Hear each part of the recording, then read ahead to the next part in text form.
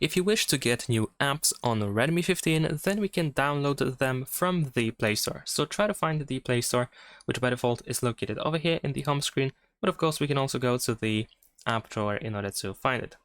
So go to the Play Store. Now over here we can make sure that we have apps selected, and we can scroll through these options, this list, in order to try to find an app that you want to install. And of course, we can also go to the tab, and over here we can switch to categories, so you can try to find an app based on one of these categories.